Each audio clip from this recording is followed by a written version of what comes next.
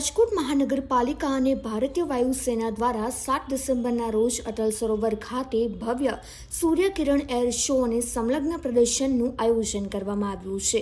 મહાનગરપાલિકાના કમિશનર તુષાર સુમેરાએ પત્રકાર પરિષદમાં માહિતી આપી હતી કે 6 ડિસેમ્બરે ફૂલ ડ્રેસ રિહર્સલ યોજવામાં આવશે.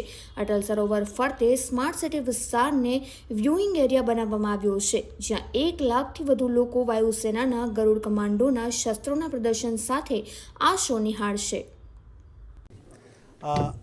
ભારતીય વાયુસેનાના સૂર્યકિરણ ટીમ દ્વારા 6ઠ્ઠી અને 7મી મેઇનલી 7મી આપણો ડિસ્પ્લે છે, એને સ્કેટ ડિસ્પ્લે કહેવાય છે, એટલે આપણે જેને એર શો કહીએ એવું એનું આયોજન થઈ રહ્યું છે. સવારે 10 વાગ્યાથી હશે. આ 7 તારીખ આપણું રવિવારે જે આયોજન છે એનું 6 તારીખે ફૂલ રિહર્સલ પણ થવાનું છે. એ જ સમયે સવારે 10 વાગે સ્માર્ટ સિટી વિસ્તારમાં આયોજન થઈ રહ્યું છે.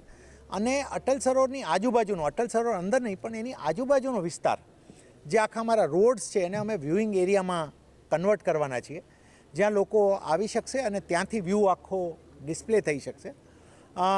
આપણે જણાવીએ કે અમારા તરફથી એરફોર્સ સાથે તમામ સંકલન પણ થઈ ચૂક્યું છે અને 2-3 આકર્ષણો વધ્યા છે, જે સારી વાત આપણી માટે છે કે એરફોર્સની બેન્ડ પણ અહીંયા પરફોર્મ કરવાની છે આ સમયે. અને બહુ રેરલી આ બેન્ડ આ રીતે પબ્લિક ડિસ્પ્લે કરતી હોય છે. પ્લસ ગરુડ કમાન્ડોના ને એના જે વેપન્સ હોય એનો ડિસ્પ્લે પણ 6 અને 7 તારીખ 2 દિવસ આયોજન થવાનો છે. તો એનું પણ બધા નાગરિકોને અમે આમંત્રિત કરીએ છીએ કે અહીંયાના અટલ સરોવરનું જે અમારું પાર્કિંગ એરિયા છે ત્યાં ડિસ્પ્લે થશે, જે 6 તારીખે શરૂ થઈ અને 7ની રાત્રે એન્ડ થશે.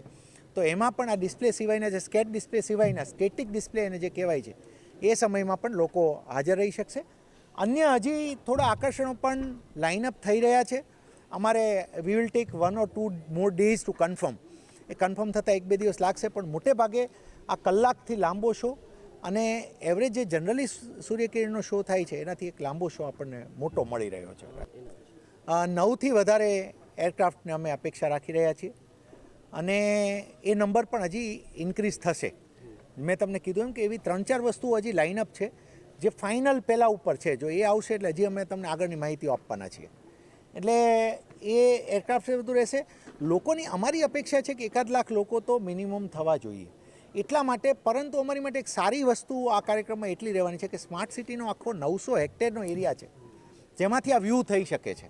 એવું નથી કે અટલ સરોવરમાંથી જ થવાનું છે. અટલ સરોવર ફક્ત અહીંયા જે સેન્ટ્રલ ટીમ બેસવાની છે એ છે. એટલે આજુબાજુમાં એટલું ખુલ્લી જગ્યા છે કે લોકો ડિમોબિલાઇઝેશન પણ ઇઝીલી થઈ શકે ને મોબિલાઇઝ પણ ઇઝીલી થઈ શકે. એટલે આનો ટ્રાફિક પ્લાન પણ તૈયાર થવાનો છે. અમે મીડિયાના મિત્રોને ખાસ વિનંતી કરીએ છીએ કે લોકોના મોબિલાઇઝેશન અંતર્ગત તેમજ માહિતી બાબતે પણ આપણી માટે ખાસ અમને સહકાર આપે. અને રાજકોટ જે અર્સ્ટવાઇલ સૌરાષ્ટ્ર સ્ટેટનું એક કેપિટલ રહ્યું છે, ગુજરાતનું એક મહત્ત્વનું શહેર છે, આપણા નાગરિકો માટે આ એક ખરેખર એક બહુ યાદગાર એર શો થવા જઈ રહ્યો છે.